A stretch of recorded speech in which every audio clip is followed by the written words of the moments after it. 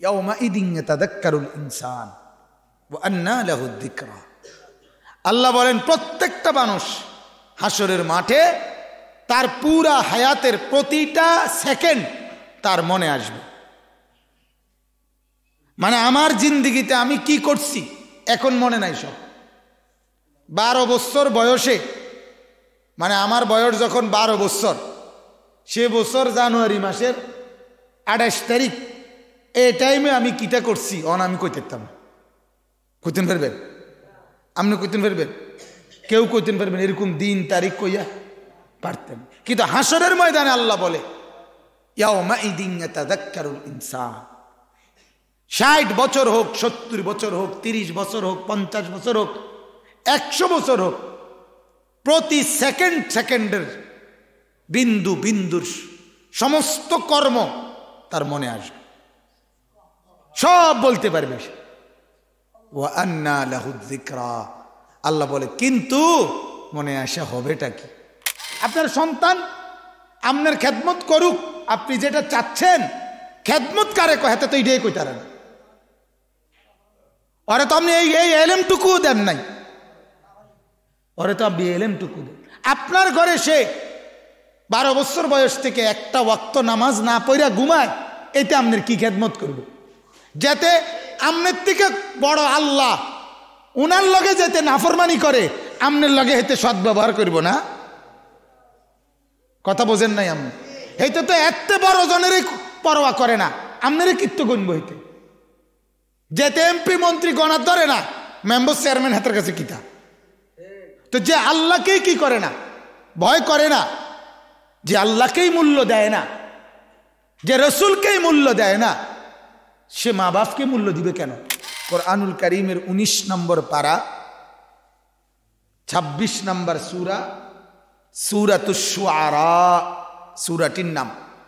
এই সূরার 87, 88, 89 এই 3টি আয়াত আপনাদের মাঝে তেলাওয়াত করেছি। ছোট্ট ছোট্ট 3টা আয়াত, দয়া করে অল্পটুকু সময় মনোযোগী হয়ে শুনুন। একটা জিনিস মনে রাখেন, সব সময় একই মজলিসে, একই জায়গায় সবাই সমানভাবে উপকৃত হয় না। যার কলিজার মধ্যে আন্তরিকতা যতটুকু বেশি, আল্লাহ তাকে বরকত ততটুকু বেশি দেয়। এজন্য একই কাতারে, প্রথম কাতারে, মনে করেন এই প্রথম কাতারে যতজন নামাজ পড়ে প্রত্যেকের নেকি বরাবর না। আল্লাহ তাআলা নেকির সময় কলিজার দিকে দেখে।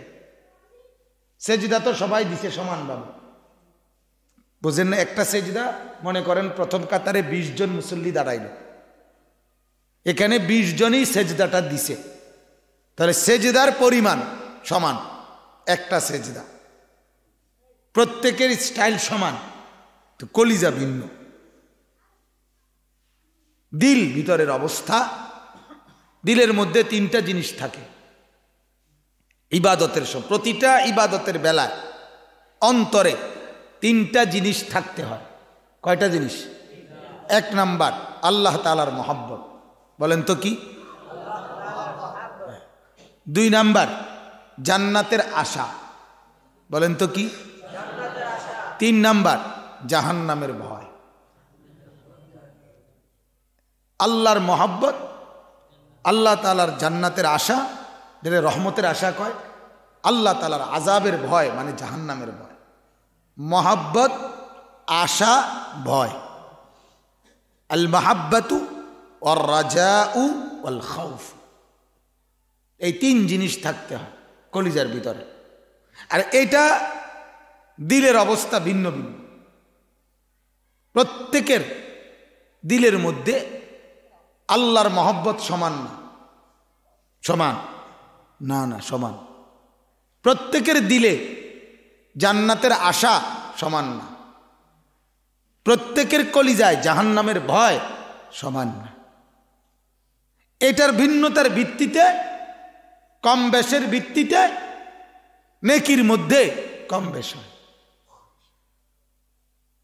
কম বেশ হয় এই 3 জিনিসের ভিত্তিতে।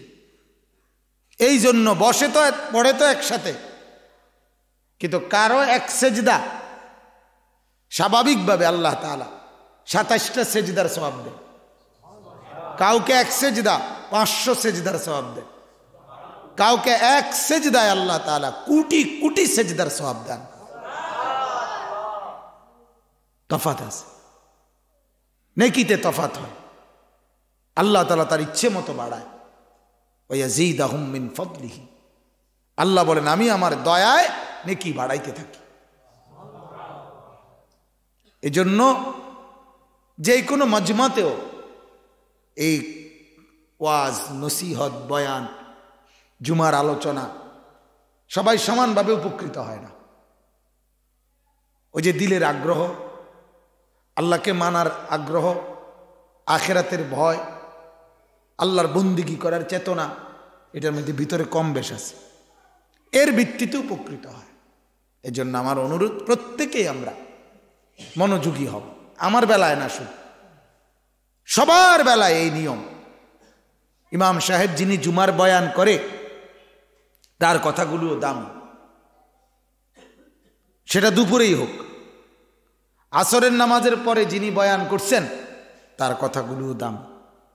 কারণ জোহর না আসর, প্রধান বক্তা না বিশেষ বক্তা, এটা মূল বিষয় না। মূল বিষয় হলো আল্লাহর কথা। কার কথা বলেন?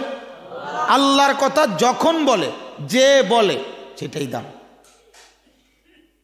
যখনই বলুক তখনই দামি, যিনি বলুক তিনি কি দামি।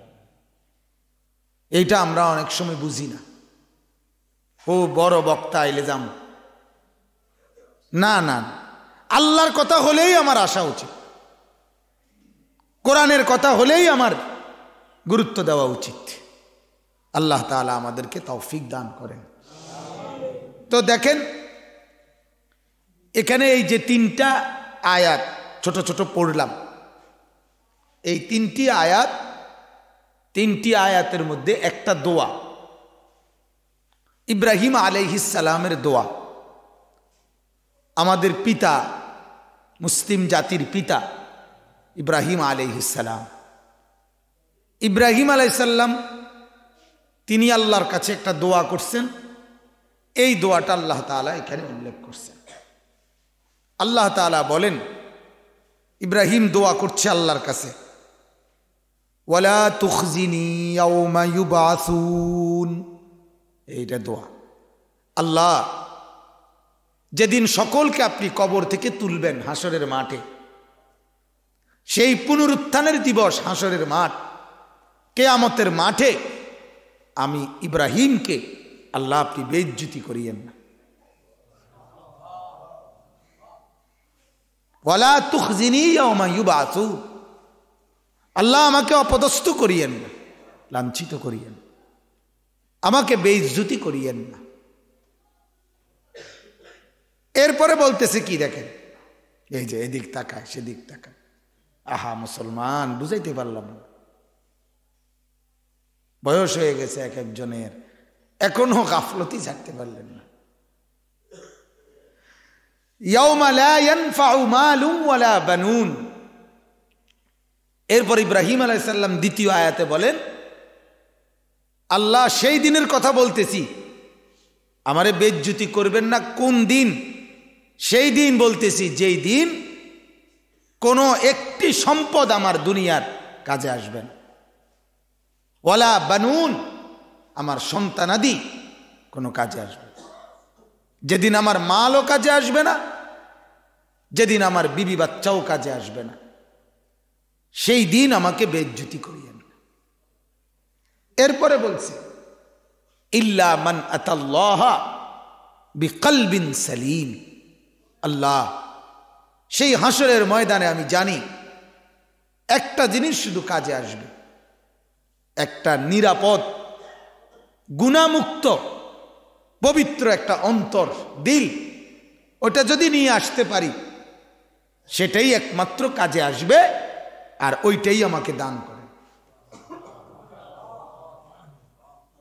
একটা কলবে সালিম, একটা পবিত্র দিল দান করেন, যে দিলে গুনাহ থাকবে না, যে দিলে কুফর থাকবে না, যেই দিলে শিরিক থাকবে না, যেই দিলে বিদআত থাকবে না, যেই দিলে নেফাকি থাকবে না, যেই দিলে কবিরা গুনার কোনো জার্ম জীবাণু থাকবে না, যেই দিলে আপনি নারাজ হন এমন কিছু থাকবে না, এমন একটা পবিত্র বিশুদ্ধ একদম স্বচ্ছ পরিষ্কার একটা দিল আপনি আমাকে দান করেন। কারণ ওইটা নিয়ে আসতে পারলে আমি হাসরের মাঠে জানি বেইজ্জতি হব না, আর নাই তো বেইজ্জতি হব। তাহলে এই জন্য এই তিনটা আয়াত আপনাদেরকে বললাম। এবার আমরা একটু ব্যাখ্যা করি। মূল কথা তাহলে এটাই, ইব্রাহিম আলাইহিস সালাম আল্লাহ পাকের কাছে চাইলেন, আয় আল্লাহ আপনি আমাকে বেইজ্জতি করিয়েন হাসরের দিন, ইয়াউমা ইউবআসুন। এজন্য প্রথম কথা হলো বাজান এটা বুঝা, সত্যিকার ইজ্জত আর বেইজ্জত হাসরের দিন। দুনিয়াতে খুব দামি হয়ে গেলেন অথবা দুনিয়াতে খুব কষ্টে পড়ে গেলেন, কোনোটাই শেষ কথা না। আখিরাতের ইজ্জত, হাসরের মাঠের বেইজ্জত, আল্লাহর কসম ওটাই হচ্ছে মূল বিষয়। আল্লাহ তাআলা কুরআনুল কারীমে বলছেন, ফামান সাকুলাত মাওয়াজিনুহু ফাউলাইকা হুমুল মুফলিহুন। হাসরের দিন যার আমলনামা নেকির পাল্লা ভারী হবে সে সফল, কামিয়াব, কৃতকার্য। ওমান খাফফাত মাওয়াজিনুহু ফাউলাইকা আল্লাযীনা খাসিরু আনফুসাহুম। আর যার আমলনামা নেকির পাল্লা হালকা হবে সে নিজের বরবাদ নিজে করল। ফি জাহান্নামা খালিদুন, সে জাহান্নামের মধ্যে চিরস্থায়ী বসবাস করবে। তালফাহু বুজুহাহুমুন নার। আল্লাহ বলে তোমরা তেলাপিয়া মাছ, কই মাছকে যেভাবে উভয় পিঠ চাপ দিয়া দিয়া আগুনের মধ্যে তেলের মধ্যে গরম করো, সেক দাও, ভাজি করো, আমি আল্লাহ তাআলা জাহান্নামীকে জাহান্নামের আগুনে এভাবে উভয় দিক এভাবে চাপ দিয়ে দিয়ে তাকে আগুনের মধ্যে পোড়াবো। এই আয়াতের অর্থ অহুম ফিহা কালিহুন। এবং জাহান্নামের আগুনে জ্বলতে জ্বলতে চেহারাটা একদম কুৎসিত নিকৃষ্ট হয়ে যাবে। জাহান্নামী বারবার চিৎকার করে বলবে, রব্বানা আখরিজনা মিনহা, আল্লাহ আমাকে এখান থেকে বাঁচান মাওলা, আমি আর পারছি না, আল্লাহ আমি আর পারতেছি না মাওলা। ফাইন উদনা, যদি এবার বাঁচায়া দেন আমি আর করতাম না, যদি করি ফাইন্না যালিমুন, তাহলে আমি বড় জালেম। আল্লাহ বলবেন ক্বাল আখসাউ ফিহা, আল্লাহ বলবে তুই জাহান্নামেই পড়ে থাক না ফরমান, ওয়ালা তুকাল্লিমুন, আজ আর কোনো কথা বলবি না। কোরআনের তাফসীর আছে, জাহান্নামীকে যখন আল্লাহ এই কথা বলে ফেলবে যে তুমি জাহান্নামেই পড়ে থাকো আর কথা বলবা না, ওয়ালা তুকাল্লিমুন, তাফসীর আছে এরপরে কোনো জাহান্নামী আর কোনো কথা বলতে পারবে না, কোনো শব্দ উচ্চারণ করতে পারবে না, বাকিটা সময় জাহান্নামে জ্বলবে আর কুকুরের মতো ঘেউ ঘেউ করে, কুত্তার মতো।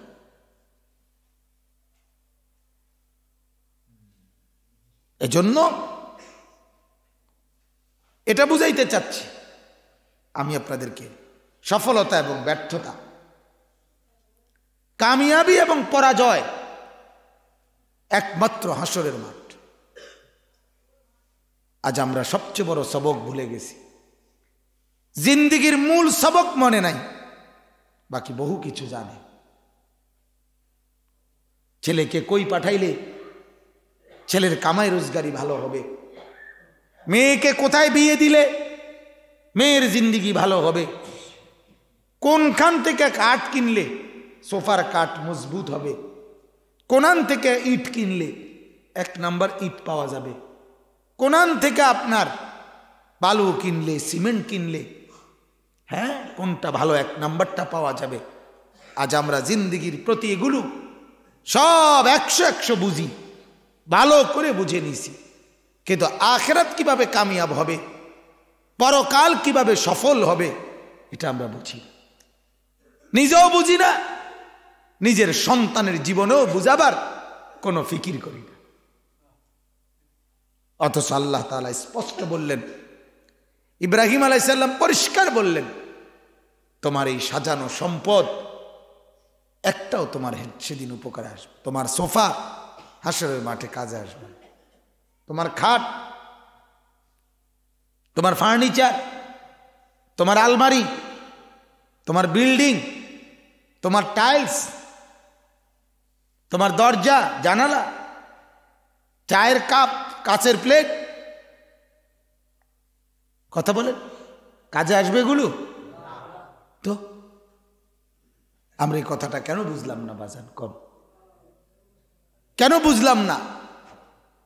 আজ নিজের জীবনেও আমরা এটাই করি, নিজের ছেলের জীবনেও এটাই। অথচ আল্লাহ তাআলার কাছে ইব্রাহিম নবী স্পষ্ট বললেন, আল্লাহ হাসরের ময়দানে বেইজ্জতি করিয়েন। অর্থাৎ ইব্রাহিম নবী তো দেখতেছে আল্লাহ দুনিয়াতে উনারে, আল্লাহ বলতেছে তুমি আমার বন্ধু, এবং উনি দেখতেছে আল্লাহ বলছে আমি তোমাকে, তোমার কোরবানি আমি গ্রহণ করলাম, তোমাকে দিয়ে আমি আমার ঘর বানাইলাম, বহুত ইজ্জত দিছে আল্লাহ দেখতেছে উনি। তবুও উনি বলতেছে আল্লাহ এটি যাই দিছেন, আমি বাচ্চা থাকতে তো দেখতেছি দিছেন বুঝছি, তো এটি তো আমার মূল টার্গেট না। আমার মূল টার্গেট আপনার কাছে আমার হাসরের মাঠে বেইজ্জতি করিয়েন না, এটি দিয়ে আমার কোনো লাভ নেই, এটি দিয়ে আমার কিচ্ছু হবে না। আমার আসল দরকার হাসরের মাঠে বেইজ্জতি না হয়। সেদিন যদি সফল না হই, সেদিন যদি কামিয়াব না হই, তাহলে ওই ব্যর্থতা চিরস্থায়ী ব্যর্থতা। দুনিয়ার একবারের ফেল চিরস্থায়ী ফেল না, পরের পরীক্ষায় পাশ হইতে পারে। একবারের ফিসলা খাওয়া চিরস্থায়ী ফিসলা খাওয়া না, আবার একটু কেয়ারফুল হইয়া সতর্ক হইয়া হাঁটলে পরের বারে ফিসলা নাও খাইতে পারে। 1000 ইট যদিও 2 নম্বর ফইরা বইছে, কিন্তু পরের 1000 ইট চাইয়া চিন্তা আনলে 1 নম্বর পাওয়া যাওয়ার সম্ভাবনা আছে। দুনিয়া এমন শুধরানো যায়, দুনিয়া ঠিক করা যায়, আবার ভাঙ্গা আবার গড়া যায়, প্রথম থেকে আবার করা যায়, নষ্টটা ফেলে দেওয়া যায়, বাদটা ফেলে দেওয়া যায়। কিন্তু আখিরাত, পরকাল, হাসরের মাঠ যেটা ঘোষণা হবে এটার বদলানো যাবে না, এটার বদলানো যাবে না। আমল নামা ডান হাতে মিললে বাম হাতে আর যাবে না, বাম হাতে মিললে ডান হাতে আর যাবে না। জান্নাতের এলান হইলে জাহান্নামে যাবে না, জাহান্নামের এলান হইলে জান্নাতে যাবে না। আখিরাতের কোনো ফয়সালা বদলানো যায় না। এই জন্য কোরআনুল কারীম আল্লাহ তাআলা বলেন, কুল্লু নাফসিন যায়িকাতুল মাউত, সব মরতে হবে। আল্লাহ বলেন এটা কোনো সাংঘাতিক কথা না, এটা মনে রাখবেন, এটা কোনো সাংঘাতিক কোনো কথাই না যে সবাই মরতে হবে, এটা আশ্চর্য কোনো কথাই না, এটা তো একটা কমন কথা। এটা তো আমি ছোট থাকতে ধরেই দেখতে আছি মরতে আছে, তো আমিও মরুম কি হইছে? আল্লাহ বলে বান্দা এর পরেরটা হইলো আসল কথা, ওয়াইন্নামা তুওয়াফাউনা উজুরাকুম ইয়াউমাল কিয়ামা। মরে যাবা এটা তো স্বাভাবিক, হাঁসও মরে যায়, মুরগাও মরে যায়, গরুও মরে যায়, ছাগলও মরে যায়, তুমিও মরে যাবে, কি হইছে? কয় না, আল্লাহ বলেন তোমরা মৃত্যুর পরে একটা নির্দিষ্ট দিন, কিয়ামতের দিন, তোমাদের প্রত্যেককে তোমাদের এই পুরা জিন্দেগির পরিপূর্ণ হিসাব প্রতিদান দেওয়া হবে। ওইটা হলো আসল কথা। গরু মরলে টেনশন নাই, ছাগল মরলে টেনশন নাই, হাঁস মুরগি মরলে টেনশন নাই, তুমি মরলে টেনশন শুরু, যে এখন আমার কি হবে, এরপরে আমার ফয়সালা কি হবে। ফামান যুহজিহা আনিন নার ওয়া উদখিলাল জান্নাহ ফাকাদ ফাজ। আল্লাহ বলেন যাকে জাহান্নাম থেকে মুক্তি দেওয়া হবে, জান্নাতে প্রবেশ করানো হবে, একমাত্র সেই সফল হবে, ফাজা, সে কামিয়াব হবে, সে কৃতকার্য হবে। এজন্য আমরা এই কথাটা মনে করাই দিচ্ছি আপনাদেরকে, আমার জন্য জরুরি, আপনাদের জন্য জরুরি। ইব্রাহিম আলাইহিস সালাম এটাই বললেন, আল্লাহ হাসরের মাঠে বেইজ্জতি করিয়া। আমার শায়েখ আরিফ বিল্লাহ আল্লামা মুফতি মুশতাকুন নবী সাহেব বলেন, হুজুর প্রায় কথা বলে যে বাপ, হাসরের মাঠ এটা মামুর বাড়ি না, এটা নানার বাড়ি না, তামাশা না, এটা হাসরের মাঠ। সাইয়্যিদুনা আদম থেকে নিয়ে আমাদের নবী পর্যন্ত এমন কোন নবী নাই যে নবী হাসরের মাঠের ভয়ে কাঁদে নাই, চিন্তা করে নাই, ভয় পায় নাই। এটা বড় জরুরি বিষয়। আপনারা শুধু একটা উদাহরণ শুনেন তাহলে বুঝবেন। আল্লাহর নবী সাল্লাল্লাহু আলাইহি ওয়াসাল্লাম, আমাদের নবী, হাসরের ময়দানে ওনার মর্যাদার শেষ নেই। দুনিয়ার তো আছেই, হাসরেও ওনার অনেক মর্যাদা। নবীজি নিজে বলছেন, যেমন আল্লাহর নবী বলছে, আনা আউয়ালু শাফিঈন। আওয়াজ করে কাইন্দেন না কেন, আওয়াজ করে চুপ করে থাকেন একদম, তাহলে সুবিধা, অন্যের ডিস্টার্ব হয়, ঠিক আছে? আনা আউয়ালু শাফিঈন। আল্লাহর নবী বলছেন, আমি হলাম প্রথম সুপারিশকারী। হাসরের ময়দানে প্রথম সুপারিশ করবে আল্লাহর সামনে কে? গোটা মাঠ আল্লাহর সামনে কথা বলার সাহস করবে না। এখানে আদম থেকে ঈসা নবী পর্যন্ত সব নবী আছে। আবু বকর সিদ্দিক থেকে নিয়ে প্রায় 1.5 লাখের মতো সাহাবী সব আছে, এরা কেউ সাহস করবে না। এখানে আব্দুল কাদের জিলানী থেকে শুরু করে জমানার সমস্ত আউলিয়ারা আছে, কেউ কোনো কথা বলতে সাহস করবে, সবাই চুপ, সবাই চুপ। কে কথা বলবে? মানে সংক্ষেপে বলতেছি, সর্বশেষ সবাই খুঁজতে খুঁজতে আল্লাহর লগে কথা কই না পাইতেছে না, যেই নবীর কাছেই যায় উনি ফিরায় দেয়। শেষ পর্যন্ত ঈসা নবী বলবে, এদিক সেদিক ঘুরে লাভ নাই, আজ যদি মাওলার সাথে প্রথম কথা বলতে পারে তো সেটা আল্লাহ পাকের বন্ধু আখিরি পয়গাম্বর, তিনিই বলতে পারবে। সবাই মিলে উনার কাছে যাও। কোন নবীর উম্মত হিড়িত হো, যার নবী টোহাইয়া লাভ নাই, আখিরি নবীর কাছে যাও, তিনিই বললে কথা বলতে পারবে। আছে বাকি কারো অধিকার নেই, সাহস নেই। হ্যাঁ, ইয়াউমা ইয়াকুমুর রূহু ওয়াল মালাইকাতু সাফফান লা ইয়াতাকাল্লামুন। আল্লাহর নবীর কাছে সবাই আসবে। আল্লাহর নবী সাল্লাল্লাহু আলাইহি ওয়াসাল্লাম বলবে, হ্যাঁ আমি কথা বলবো, আমি আজ প্রথম কথা বলবো, আমি সুপারিশ করব। তবে শোনো, আমিও কথা বলার জন্য আগে আল্লাহ পাকের কাছ থেকে অনুমতি নিতে হবে। সুবহানাল্লাহ। নবীজিও ডাইরেক্ট কথা বলতে পারবেন, আগে অনুমতি নিতে হবে। নবীজি তখন অনুমতির জন্য, কিতাবে আছে, আল্লাহ পাকের আরশের নিচে হাসরের মাঠে যেই জায়গাটা থাকবে, আরশের নিচে ওই জায়গাটা হলো আল্লাহ নবীর জন্য বরাদ্দ। ওটারে বলে মাকামে মাহমুদ। 5 ওয়াক্ত আজানের পরে আমরা যে দোয়া পড়ি, ওই দোয়ার মধ্যে রাসূলুল্লাহ সাল্লাল্লাহু আলাইহি সাল্লামের জন্য এই দোয়াটা করি, ওয়া বাআসহু মাকামাম মাহমুদা আল্লাযী ওয়া'আদতা। মানে আল্লাহ, আপনি আমার নবীকে ওই মাকামে মাহমুদ, ওই জায়গাটা দান করেন যেটার ওয়াদা দিছেন, আপনি দিবেন, এটা দিয়েন আমার নবী। তো এই জায়গায় আল্লাহর নবী যাবেন, গিয়ে আল্লাহ নবী সাল্লাল্লাহু আলাইহি সাল্লাম সেজদা দিবেন এবং চোখের পানি ফেলবেন এবং আল্লাহর প্রশংসায়, আল্লাহর প্রশংসার কিছু বাক্য, হামদ, যেমন আল্লাহর প্রশংসায় আমরা তাসবিহ পড়ি না, সুবহানাল্লাহ, আলহামদুলিল্লাহ, আল্লাহু আকবার, লা ইলাহা ইল্লাল্লাহ, এগুলো তাসবিহ কিনা? নবীজি এমন কিছু তাসবিহ পড়বে। এই পড়বে, 3টা কাজ করলো। একটা হলো সেজদা দিল, কাঁদতে শুরু করলো, আরেকটা হলো কি তাসবিহ পড়তে লাগলো। এই তিনটা আমল যখন নবী করবে আল্লাহ তাআলা তখন বলবে দোস্ত সেজদা ভি মঞ্জুর, आंसू भी मंजूर, आजिजी भी मंजूर, तवाजु भी मंजूर।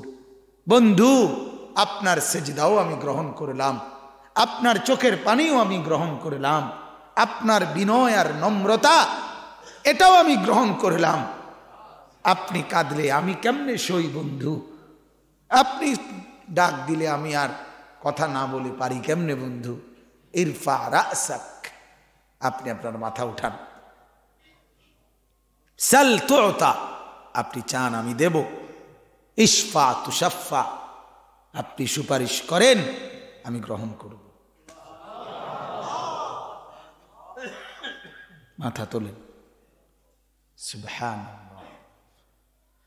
আনা আউয়ালু শাফিঈন, আমি প্রথম সুপারিশকারী। নবীজি বলেন আনা আউয়ালু মুশাফফাঈন, আমি প্রথম সুপারিশ আমারটাই আল্লাহ গ্রহণ করবে। মানে এরপরে আরো অনেকে সুপারিশ করার সুযোগ পাইবে, অন্যান্য নবীরা, আউলিয়ারা, গোলামারা, সাহাবারা, হাফেজ সাহেবরা, নেককাররা, হাজি সাহেবরা, এগুলো কি পাবে? সুপারিশ করার সিরিয়াল আইবে। কিন্তু প্রথম সুপারিশ গ্রহণ করা হবে কার? নবীজি। প্রথম করবেন সুপারিশ তিনি, প্রথম আল্লাহ গ্রহণও করবেন উনার সুপারিশ। আনা আউয়ালু মান ইয়াকরাউ বাবাল জান্নাহ, নবীজি বলেন আমি প্রথম জান্নাতের দরজার কড়া সর্বপ্রথম আমি নাড়াবো। কিলা মান, ভেতর থেকে বলবে আপনি কে? আমি বলবো মুহাম্মদ সাল্লাল্লাহু আলাইহি ওয়াসাল্লাম, আমি মুহাম্মদ। ফাফুতিহাল বাব, দরজা খোলা হবে, ফেরেশতা বলবে আনতাজিরু লাক, আমি তো আপনার জন্যই অপেক্ষা করছিলাম, আপনি এসে উদ্বোধন করবেন, এজন্যই তো অপেক্ষা করছি, আপনি আসবেন বলেই তো দাঁড়ায় আছি। তো এই যে মর্যাদা আল্লাহ পাক, নবীজি বলেন বিয়াদি লিওয়াউল হামদ, হাসরের ময়দানে আমার হাতে একটা প্রশংসার পতাকা থাকবে, আল্লাহর প্রশংসার, এটা আল্লাহ আমার হাতে দিবে। এটার নিচে সমস্ত ইনসান জমা হবে। কত কিসিমের মর্যাদা নবীজির মিলবে কোন দিন? হাসরের দিন। অগণিত মর্যাদা মিলবে, অগণিত মর্যাদা। এর পরেও এগুলো সব নবীজি নিজেই বর্ণনা করছে, কথা বোঝেন নাই? এটি শুনাইছে কে? উনি নিজেই তো শুনাইল। এবং এগুলো উনারে জানাইছে কে? আল্লাহ নিজেই তো জানাইল। এর পরেও আমি যেটা বুঝাইতে চাইতেছি, এত মর্যাদা উনি জানে, এত মর্যাদা উনি শুনছে, এত মর্যাদা উনি আল্লাহ থেকে খবর পাইছে, এর পরেও উনি আল্লাহ রসুল সাল্লাল্লাহু আলাইহি ওয়াসাল্লাম প্রতিদিন 5 ওয়াক্ত নামাজের পরে আল্লাহ নবী সাল্লাল্লাহু আলাইহি সাল্লাম যে কতগুলো দোয়া আল্লাহর কাছে করতেন, এর মধ্যে এই দোয়াটা নিয়মিত 5 ওয়াক্ত নামাজের পরে আল্লাহ নবী প্রতিদিন করতেন। এই একটা দোয়া, আল্লাহুম্মা হাসিবিনি হিসাবান ইয়াসীরা। কোন তো এটা? আল্লাহুম্মা হাসিবিনি হিসাবান ইয়াসীরা। এই দোয়াটা কি? এটার অর্থ কি? আল্লাহ, আল্লাহ আমি মুহাম্মদ, দেখেন আমি আপনার বন্ধু বলতেছি, নবীজি বলতেছেন আল্লাহ আমি আপনার দোস্ত বলতেছি, যে আপনি আমারে বলছেন এত মর্যাদা দিবেন হাসরের মাঠে, মাওলা তবু আমার ডর ডর লাগে, তবু আমার কলিজায় ভয় ভয় লাগে। যদি হিসাব চান আমি কি করব আল্লাহ? এজন্য আমিও চাচ্ছি আপনার কাছে মাওলা, হাসরের ময়দানে আমি মুহাম্মদের হিসাব সহজ করে দিয়েন। নিজের বলছে মিয়া, আল্লাহর নবী নিজের বলছে। এত কিছু বলার পরেও কয় আমার ডর ডর লাগে, ভয় ভয় লাগে। তাহলে হাসরের ময়দান এবার কেমন ময়দান আপনি, যে ময়দানের ব্যাপারে নবীজি বলতেছে আমার আল্লাহ আমার হিসাব আপনি সহজ করে দিয়েন, হাসরের মাঠকে আমার ভয় হয়, সেখানে আপনি আমি কি পরিমাণ ভয় করা উচিত। এটা আফসোসের ব্যাপার, আমাদের জিন্দগির গতি দেখলে বোঝা যায় না, মুরব্বীদের হালাত দেখলেও বোঝা যায় না, ছেলেদের হালাত দেখলেও বোঝা যায় না, মা বোনদের চলাফেরা দেখলেও বোঝা যায়। উনি যে আখেরাত সম্পর্কে ওনার নলেজ আছে, আখেরাতের ভয় আছে, আখেরাতের ব্যাপারে ওনার কোনো জানাশোনা আছে, প্রস্তুতি আছে, এটা বোঝা যায়। যদি বোঝা যাইতো, আখেরাত যদি কারো কলিজায় থাকতো, তাহলে 60 বছরের বুড়া মানুষ এখনো বিড়ি খায় কেন? আপনি আমার শুধু একটা কথা বুঝে এখন, হ্যাঁ আপনি বলেন, আপনি আমারে বুঝায় বলেন। হজ করে খায় না খাইলে কথা না, কেমনে খায়, কি কারণে? ওই তো হেতের কান্দে উড়াইয়েন না, সবাই মিলে ভাবতেছে। বলেন, বছরের পরেও ওনার এখনো আখিরাতের কথা মনে হয় নাই। উনি এখনো চা দোকানে, উনি এখনো টেলিভিশনের সামনে, উনি এই বয়সেও উনি টেলিভিশনের নাটক, সিনেমা, নাচ গান দেখে। এই বয়সেও উনি কথা বললে গালি ছাড়া কথা বলে না। এই বয়সেও উনি সুদের টাকা গনে, এই বয়সেও উনি কিস্তি টোয়ায়, এই বয়সেও উনি জমি ফত্তন লয়, এই বয়সেও উনি হারাম টাকা দিয়া ফুত বিদেশ ফাড়ায়, সুদের টাকা দিয়া। কি ভাই, কি বোঝা গেল? বোঝা গেল ওনার কলিজায় আজ 60 বছর ধরে আখেরাত জমে নাই, আখেরাতের কথা মনেই নাই ওনার, আখেরাতের ভাবনা নাই। মুসলমানের যুবক ছেলেগুলোর দিকে তাকালে কি মনে হয়? এরা যে মুসলমান, এদের মনে আসেনি এ কথা? মুসলমান কেমনে পেশাব করে পানি না নিয়ে থাকে, মুসলমান কেমনে টয়লেট পেপার ব্যবহার না করে থাকে, মুসলমান কেমনে সারাদিনে একটা ওয়াক্ত নামাজ না পড়ে চলে, কেন মুসলমানের এক ছেলে কিভাবে সমাজের কোনো বোনকে, কোনো নারীকে, কোনো মেয়েকে কষ্ট দেয়, কিভাবে মুসলমানের এক সন্তান, মুসলমানের এক ব্যবসায়ী মিথ্যা বলে কেমন, বাটপারি চিটারি করে কেমন? মূল কথা হলো আমরা সবাই মিলে সব মনে আছে আমাদের, শুধু মনে নাই আখিরাত, শুধু মনে নাই কবর, শুধু মনে নাই পরকাল, শুধু এটাই ভুলে গেছি। বিবি বলছে সকালবেলা 8টার দিকে দোকানে যাওয়ার টাইমে, বাজারে যাওয়ার টাইমে একটা পাউডার আইনেন, অথবা একটা টুথব্রাশ আইনেন, অথবা একটা ফেয়ার অ্যান্ড লাভলি আইনেন। রাতের 10টা বাজেও সে কথা মনে থাকে, কিন্তু সারাদিন এক ওয়াক্ত নামাজ পড়ার কথা মনে হয় না। কি কারণ? ওই যে কারণ হলো আখিরাত ভুলে গেছে। আমরা আমাদের ছেলেগুলোর কলিজায় আখিরাত বসাইতে পারি নাই। এমন পড়াইলাম, আহা আমার ফুত পড়া তো শিখলো, A+ পাইলো, কিন্তু মুইত্যা তো ফানি লইল না। ছি ছি ছি ছি, কি পড়াইলেন বাজান? আপনার ছেলেটা পেশাব করে পানি লইতে জানে না, এতদূর আখলাক তার ভিতরে নাই, এতটুকু ভদ্রতা, আরে এতটুকু বুঝতো একটা 2 বছরের বাচ্চার মধ্যেও থাকে। 2 বছরের বাচ্চা, 1 বছরের বাচ্চা যদি হাফ প্যান্টের মধ্যে মুইত্যা দেয়, ওই বাচ্চাটা পর্যন্ত ওই পেশাবওয়ালা হাফ প্যান্ট নিয়ে হাঁটে না, চলতে চায় না, দৌড়াই আইসা এটা খুলালায়, তার মারে দিয়া খোলায়। আর আপনার 18 বছরের 20 বছরের এত বড় ছেলেটা সারা দিনে পেশাব করে একবারও পানি নেয় না, তার প্যান্টার ভিতরে অগণিত প্রস্রাবের ফোঁটা জমে আছে, দুর্গন্ধ। আহা, এই ছেলেটা এরপরও হাঁটতেছে, চলতেছে। আপনি বলেন না রে, কি শিখাচ্ছেন? আমরা মাদ্রাসার সাথে তুলনা দেয়। পৃথিবীর কারো কোনো পড়ালেখার সাথে চ্যালেঞ্জ বেটা, মাদ্রাসার পড়ালেখার সাথে, মাদ্রাসার শিক্ষা দীক্ষার সাথে, মাদ্রাসার চলন বলনের সাথে, আদব আখলাকের সাথে গোটা পৃথিবী চ্যালেঞ্জ। গোটা পৃথিবী কোথায় কার কাছে এর চাইতে বড় ভদ্রতা আছে আমরা দেখতে চাই।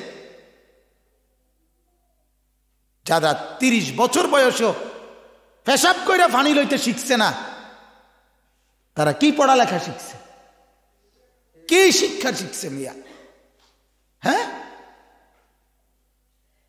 কিসের পড়ালেখা শিখছে? এটা কতগুলো অক্ষর শিখছে, কতগুলো শব্দ শিখছে, কতগুলো বাক্য শিখছে। আর এডি না শিখলেও বাত মিলত। আমি একটু আগে কইলাম না, মূর্খ মানুষেরও বাত মিলে, মিলে না? দুনিয়া মিলে না?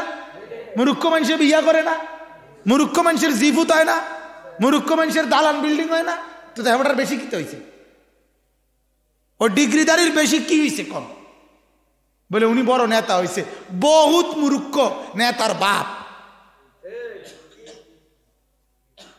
কথা বুঝছেন না? বহুত নেতা আছে বাদাম বেচছে এই পৃথিবীতে। প্রেসিডেন্ট হয়েছে বাদাম বিক্রেতা, পান বিক্রেতা।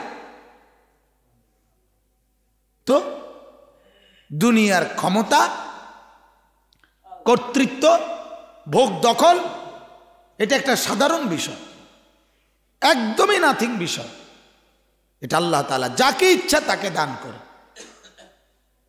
অক্ষর শব্দের মোহতাজ না আল্লাহ, গল্প কবিতার মোহতাজ না আল্লাহ, বাংলা অঙ্ক ইংরেজির মোহতাজ না আল্লাহ। বাংলা অঙ্ক ইংরেজি জানলে ক্ষমতা। তো সৌদি আরবের যারা প্রেসিডেন্ট, বাদশাহ, এখন এরা তো বাংলাও জানে না, এরা তো এগুলা আমরা দেশের পড়ালেখা জানে না। তো হেতারা হেতর আরবি জানি না পড়েন, তাহলে এটা কোন ধরনের কথা বলে? এটা তো কোনো কথা না মিয়া। দুনিয়া অর্জন হওয়া একদম স্বাভাবিক। একই সাথে আমরা চতুর্দিকের সমাজে দেখি, একই সাথের মানুষ, এক এলাকার মানুষ, কারো বেশি কারো কম, এরম না দুনিয়াটা কোন এরম কাতাইলে। এক লগে দুজন বিদেশ গেছে, কেউ বাড়ি বিল্ডিং করছে, কেউ এখনো আপনার বাড়ি একোরা মাড়িও হালাইতেছে না। কারণটা কি? 18 বছর বিদেশ কইরা কেউ কোটি কোটি টাকা বানায় লাইছে, কেউ একটা ফ্যান আরেকজন থেকে হাওলাত করে বাইতেছে, আমি দেখছি। কারণটা কি? আল্লাহর ফয়সালা। কার ফয়সালা? আল্লাহ তাআলা দুনিয়া কাউরে বেশি দেয়, কাউরে কম দেয়, কাউরে দেয় বাড়ায়া, কাউরে দেয় কমাইয়া। আল্লাহ এটা কোরআনে বলছে, ইন্না রব্বি ইয়াবসুতুর রিজকা লিমান ইয়াশাউ ওয়া ইয়াকদির। আল্লাহ বলেন আমি যাকে ইচ্ছে রিজিক বাড়িয়ে দেই, যাকে ইচ্ছা রিজিক কমিয়ে দেই। কিন্তু এটা বড় বিষয় না। বড় বিষয় হলো আখিরাত, পরকাল। সবাই মিলে সম্পদ কম পান মিয়া, আয় রোজগার কম হোক, ওতে ধনী আমনে ধনী না, ওদের 3 ফুট বিদেশ আমনের একজনও না। এটা তো মুসলমান হিসাব করার বিষয় না।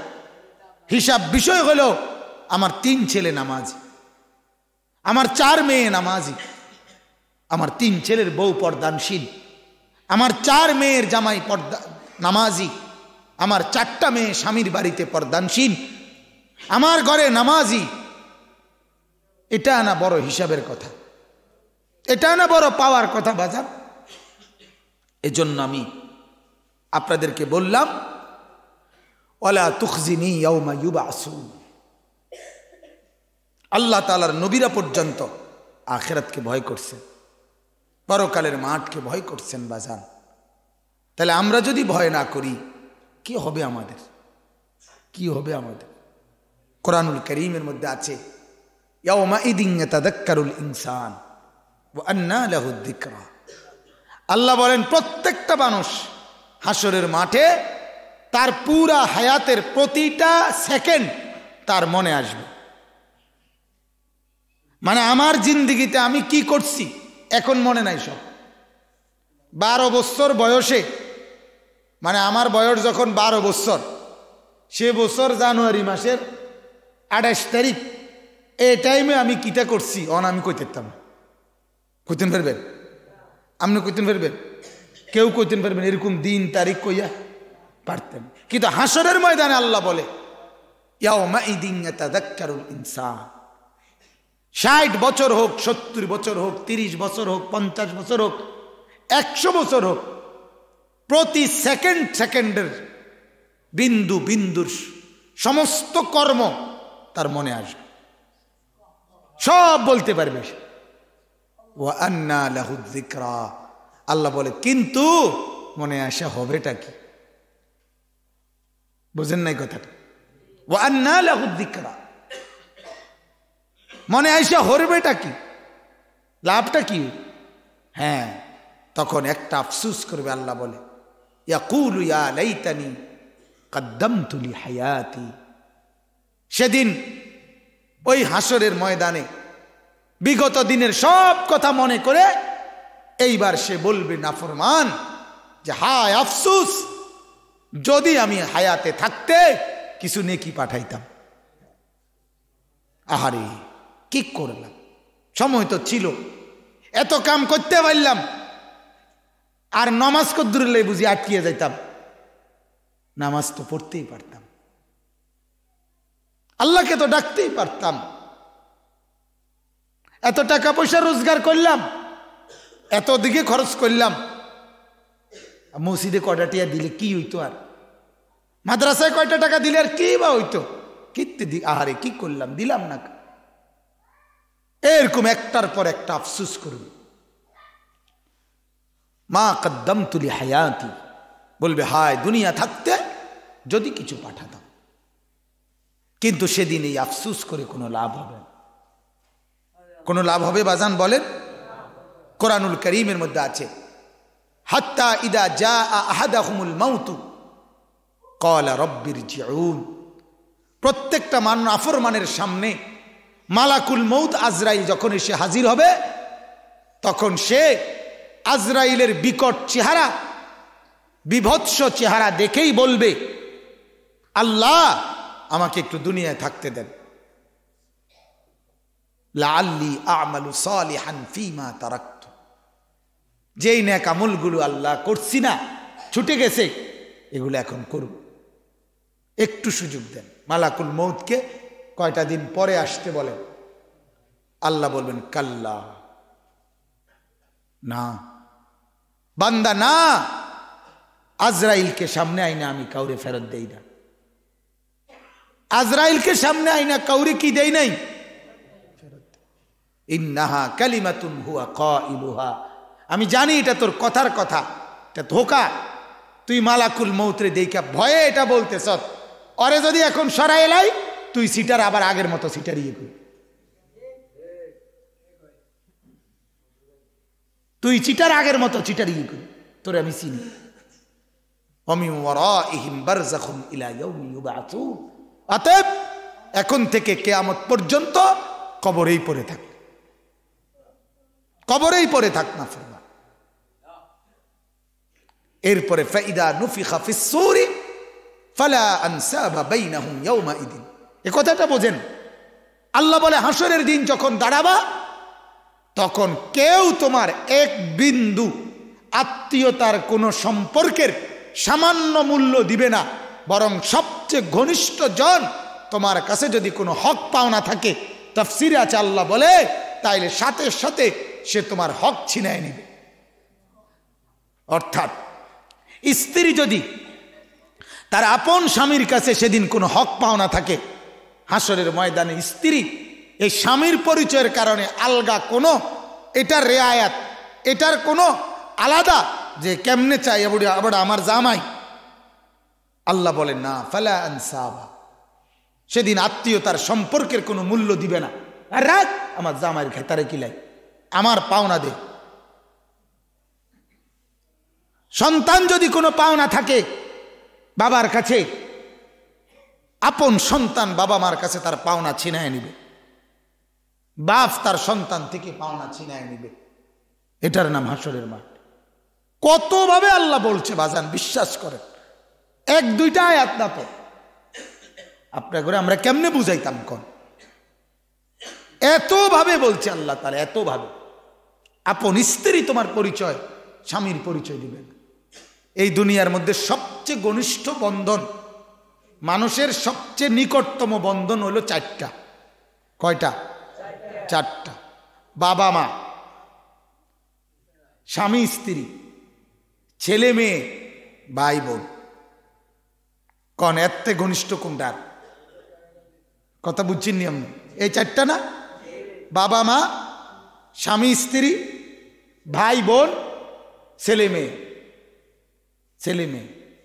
এই জন্য ইসলামের একটা বৈশিষ্ট্য হইল, ইসলাম একটা ফ্যামিলিতে, একটা পরিবারের মধ্যে এমনভাবে সাজাইছে যে প্রথম পরিবারের মূল ভিত্তি, মূল দুইটা ফিরার, প্রথম খুঁটি দুইটা, এর মধ্যে মূল খুঁটি স্বামী, 2 নাম্বার স্ত্রী, এই দুইজন।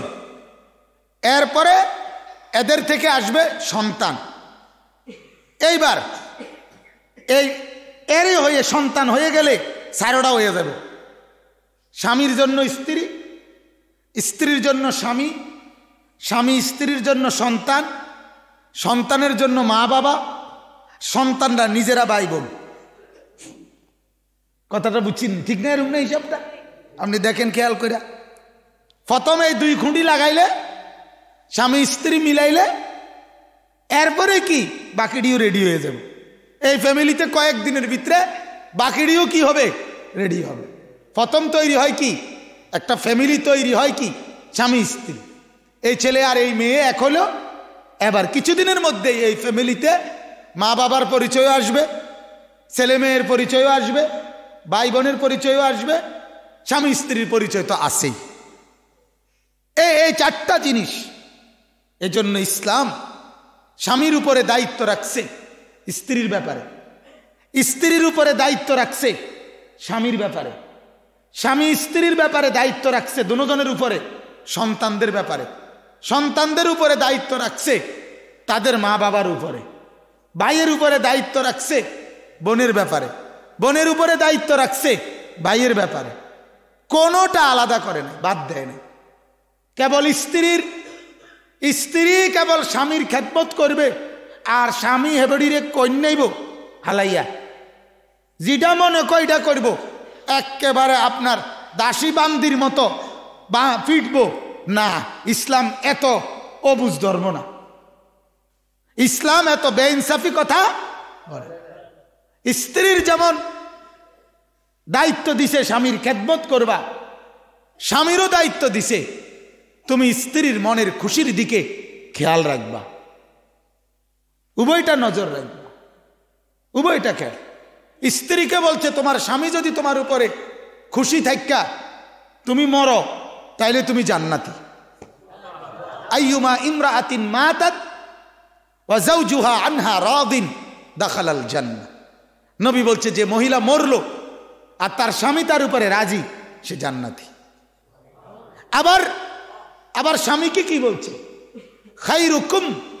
খায়রুকুম লি আহলিহি। নবীজি বলছে তোমাদের মধ্যে যেই স্বামীকে তার স্ত্রী বলে আমার স্বামী উত্তম, আল্লাহর নবী বলেন তাইলেই তুমি উত্তম। আপনি ব্যালেন্সটা দেখছেন নি? কথা বুঝেন নাই? ব্যালেন্সটা দেখছেন নি?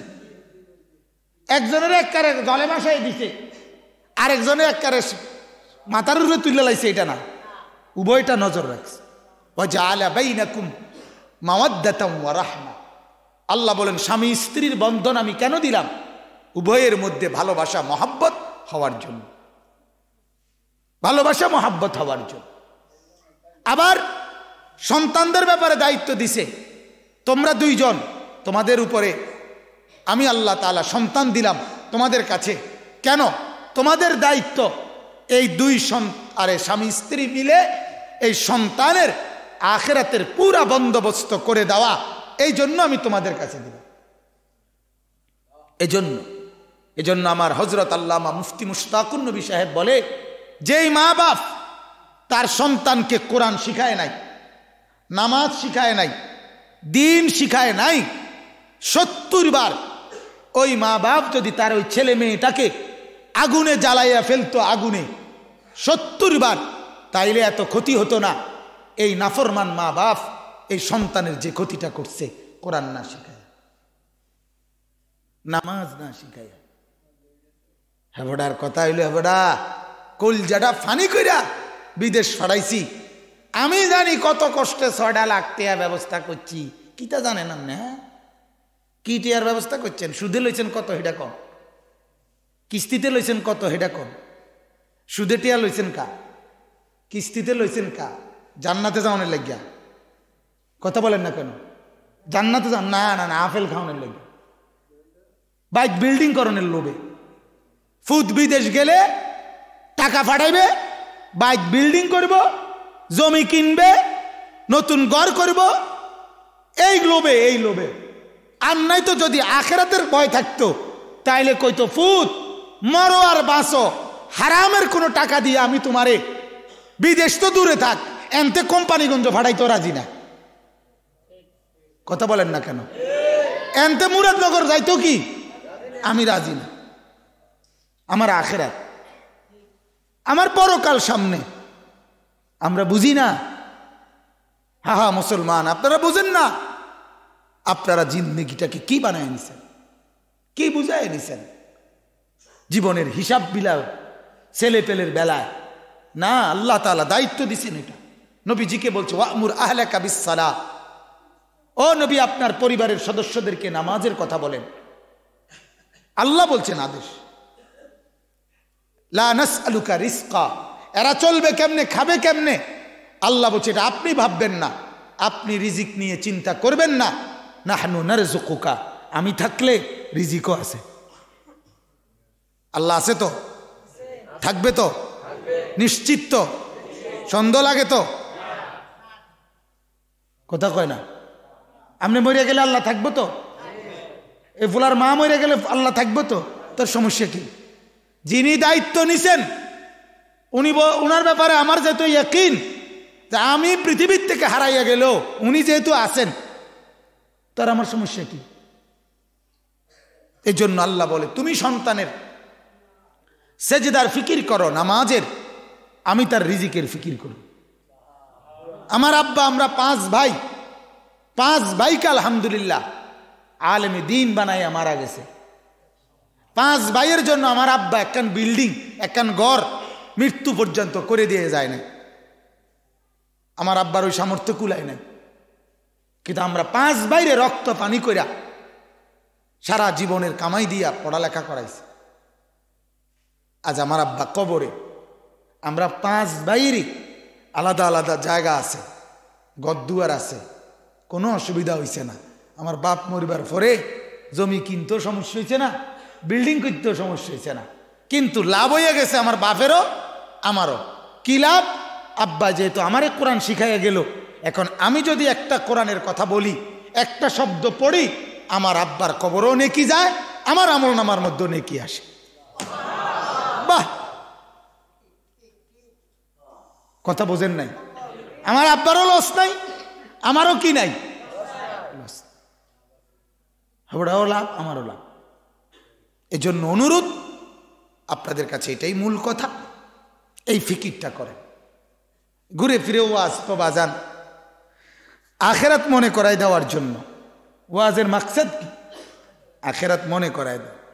ওয়াজের ময়দান তো আর ফুলকপি পাতাকপি খেত কেমনে লাগাইবেন বা এখন এই মুহূর্তে আপনারা যদি তরমুজ আইতে আছে, আমি আপনাদের সবাই মাহফিলে বইয়ে বুদ্ধি দিলাম, সবাই যদি 2 টাকা করে তরমুজ আনতেন পারেন, তাহলে প্রতি তরমুজে যদি 3 টাকা করে লাভ হয়, তাহলে 100 তরমুজে 3000 টাকা। এমনি নি এডিনি বইয়ে বই হিসাব দিতাম। কথা বলেন না কেন? হ্যাঁ, এই বুদ্ধি তো লেগে ওয়াজ কি মনে করানোর জন্য? আখেরাত, কবর, পরকাল মনে করাবার জন্যই ওয়াজ। এই জন্য আপনি যদি বলেন হুজুররা কেবল আখেরাতের কথা বলে কেন, তা আপনার কাছে আপনি যদি অন্য কথা বলানোর জন্য, তো আপনি সিমেন্ট কোম্পানির লোক আনেন না, এনে অসুবিধা কি? হেতে কইব সিমেন্টের কথা, অসুবিধা কি? আপনি দাওয়াত দেন হুজুর আপনি আবার কোন হুজুররা ইডি কয় কা সারাদিন, হুজুরের কাছে এই ছাড়া আর কথা নাই। তো এই ছাড়া যেটা শুনতেন চান হে কোম্পানির লোক আনলে তো হয়। কথা বলেন না কেন? আমরা যদি বলে আমার ফসল কেমনে করবো এটা শুনতে চাই, তো কৃষি কর্মকর্তা আনলে তো হয়। সিমেন্ট বালু কোনটা কিনলে ভালো হয় এটা আমি মাহফিলে শুনতে চাই, তো রাজমিস্ত্রি দাওয়াত দিলে তো হয়। আমি এটা কইব, কথা বুঝছেন না? দাওয়াত দিবেন আখিরাতের ফেরিওয়ালা, মাল চাইবেন ফুলকপি ভাতাকপি হইব কেমনে? তো আমরা তো আখিরাতের ফেরিওয়ালা, আখিরাতের ফেরিওয়ালা আমরা, আমাদের মাকসাদে তো আখিরাত। আমরা আসছি তো এই কথা লই, আমরা কাছে ফুজি এই ছাড়া আর ফুজি নাই। আমি করতে কম আপনার কাছে কোনখানে গিয়া ভালো সিমেন্ট পাওয়া যায় আমি করতে জানি। আমি তো এই দান্দায় নামছি না যে আমি সিমেন্ট কোম্পানির লগে যাই খবর লইতে আছি। এই জন্য আপনাদের কাছে আখিরাত মনে করাই দিলাম, পরকাল মনে করাই দিলাম। আমার বাজান, আপনারা এই সম্বন্ধটা দেখেন, স্বামী স্ত্রীর সম্পর্ক, স্বামী স্ত্রী সন্তানদের সাথে সম্পর্ক, সন্তান মা বাবার খেদমত। আজকে আসরের পরে যে মৌলানা, সে আমার ছাত্র, বয়ান করছে সুন্দর, মা বাবার খেদমতের কথা বলছে, আমি ওখানে বসে শুনছি মাদ্রাসায়। তো মা বাবা খেদমত তো পাওয়ার জন্য, খেদমত কারে কয় এটাও তো শিখতে হয়। কথা বোঝেন নাই? আপনার সন্তান আপনার খেদমত করুক, আপনি যেটা চাচ্ছেন, খেদমত কারে কয় হাতে তো এটাই কইতারে না। ওরে তো আপনি এই এলেমটুকুও দেন নাই, ওরে তো আপনি এলেমটুকু দেন। আপনার ঘরে সে 12 বছর বয়স থেকে একটা ওয়াক্ত নামাজ না পড়া ঘুমায়, এতে আপনার কি খেদমত করবে? যাতে আপনার থেকে বড় আল্লাহ উনার লগে যেতে নাফরমানি করে, আপনার লগে হেতে সদ্ব্যবহার করব না। কথা বোঝেন নাই? আপনি হেতে তো এত বড় জনেরই পরোয়া করে না, আপনারই কীর্ত গণব হইতে। যেতে এমপি মন্ত্রী গণার ধরে না, মেম্বার চেয়ারম্যান হাতের কাছে কিতা।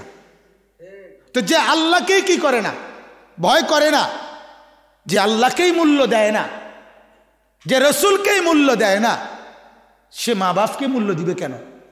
এই জন্য কোরআনে মনে রাখেন, এটা বুঝে রাখেন, কোরআনে আল্লাহ কেমনে বলছে কথাইটা, আজীব আন্দাজ। আল্লাহ বলছে আগে আমি ফয়সালা দিলাম ইবাদত করবা শুধুই আমার, এরপরে বলছে খেদমত করবা মা বাবার। কথাটা আপনি বুঝছেন? আগে তারে কি শিখাইতে হবে? ইবাদত, এরপরে না সে শিখবে খেদমত। আপনি ওইটা বলছেন নি আগে?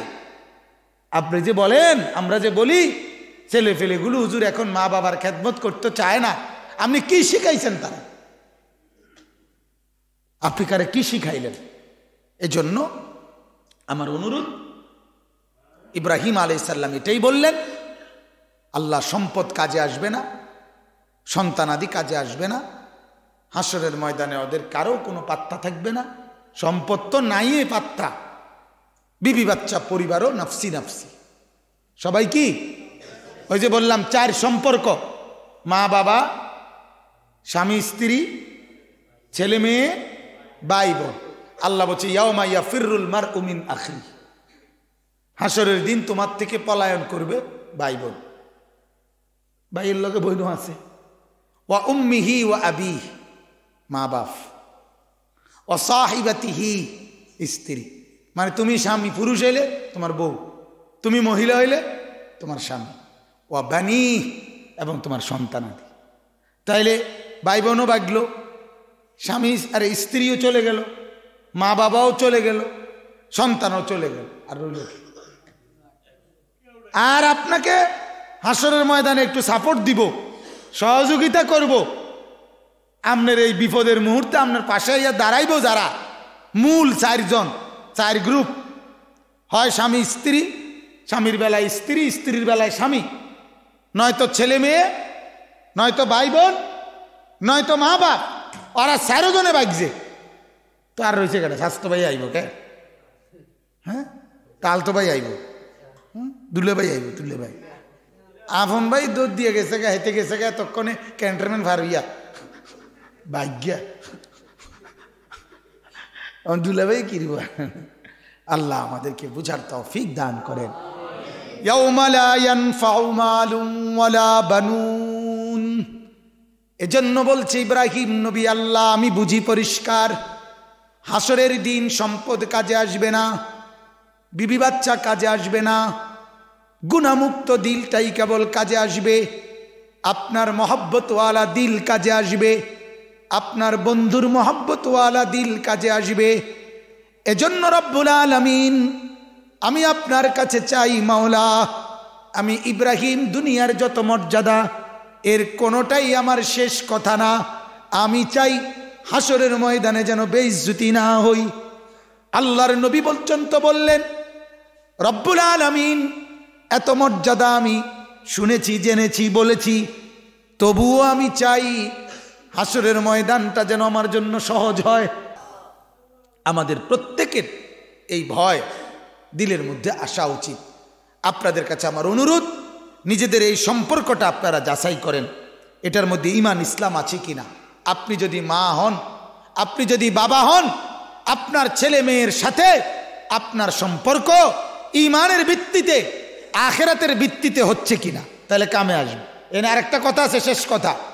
এখানে যে বলছে মাল কাজে আসবে না, সন্তানাদি কাজে আসবে না, এ কথার আবার তাফসিরে আছে হাসরের ময়দানে মালও কাজে আসবে, সন্তানাদিও কাজে আসবে, মা বাপও কাজে আসবে, স্ত্রীও কামে আসবে, যদি এই সবগুলো ঈমান আমলের কাজে ব্যবহার হয়। ঈমান আমলের কাজে ব্যবহার হয়, তাইলে ছেলে হাফেজে কোরআন তো সুপারিশ করবে, ছেলে আলেমে দ্বীন সুপারিশ করবে, স্ত্রী নেককার জান্নাতি স্বামীর জন্য সুপারিশ করবে। অর্থাৎ ঈমান আমলের ভিত্তি থাকলে তাইলে একজন আরেকজনের উপকারে আসবে। আর নয়তো শুধু শুধু এবারে আমার বউ, এ কারণে দোষ দিয়ে আইব, বুঝিনি কথাটা আমার, শুধু এবারে আমার ফুত। এই জন্য আবু লাহাব কোরআনে আছে তাফসিরে, আবু লাহাবরে যখন বলছিল যে তোমারে হাসরের ময়দানে তো ফিটবো, আবু লাহাব বলছে তোরা জানো আমারে চিনো, মক্কায় সবচেয়ে বেশি জিফুত বড় পরিবার ছিল। আবু লাহাব বলছে আমার ফুলাই পান না না মিলাইলে হাসরের ময়দান তো এক সাইডে আমারই লাগবে। কেডা আইব দেখতাম না, ফুলা ফাইন লাগাই দিতাম না, পিঠটা কিনার করে লেব। হ্যাঁ, কোরআনে আল্লাহ তখন বলছে না তুমি টের পাইছো না আমারে, মা আগনা আনহু মালুহু ওয়া মা কাসাব। না রে বেঈমান, হাসরের ময়দানে তোর মালও কাজে আসবে না, তোর কাসাব অর্জন সন্তানাদি বিবি বাচ্চা এগুলা কিচ্ছু কাজে আসবে। তাহলে ঈমান বিহীন সন্তান বেহুদা, আমল বিহীন স্ত্রী বেহুদা, সেজদা বিহীন কোনো পরিচয়ের কোনো মূল্য নেই। আর ঈমান আছে, আমল আছে, সেজদা আছে, বিবিও কামে লাগবে, ছেলেও কাজে লাগবে, মেয়েও কাজে লাগবে, মা বাবাও কাজে লাগবে, সব কাজে লাগবে। বলেন আলহামদুলিল্লাহ, বলেন আলহামদুলিল্লাহ। এই জন্য আমি অনুরোধ করছি আমাদের সম্বন্ধ ফ্যামিলির মধ্যে আরেকবার পরিকল্পনা করেন সবাই মিলে যে আমরা দুনিয়া তো আমরাই সাজাচ্ছি, দুনিয়ার জরুরতে ছেলে চাকরি করতেছে, কেউ বিদেশ যাইতেছে, আমি বাপেও কষ্ট করতেছি, সবাই মিললেই তো সংসার গুছাইতেছি। বাবারে একলা তো আর জমি কিনতে পারতাম না, একলা তো আর বাড়ি করতে পারতাম না, আমরা মিললে যেহেতু করিয়ে তো লও, সবাই মিলে যেহেতু দুনিয়াও সাজাই, সবাই মিললে আখিরাতও সাজাই। আল্লাহ তাআলা আপনাদেরকে সবাইকে তৌফিক দান করেন, কবুল করেন।